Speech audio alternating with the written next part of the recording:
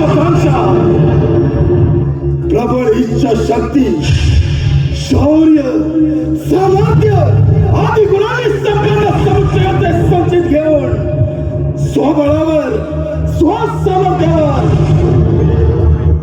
गुरु शुक्राचार्यांच्या उद्देशानं पितामहांची अर्थात ब्रह्मदेवांची कुदरत्मक कठोर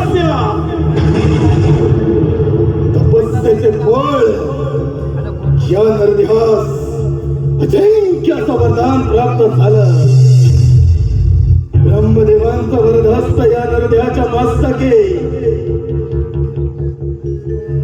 ब्रह्मदेवाने शस्त्र प्रदान केले. त्या शस्त्राच्या बळावर सिंधुरासुर अजिंक्य राहील. ज्याला पराभव नाही. देवयोनी, मनुष्य, पशु, पक्षी, शोभदे यांपासून या सिंधुरासुरास भय नाही. ज्याने मृत्यूवर विजय मिळवला असा एकमेव होणारा दैत्यराज सिंधुरासुर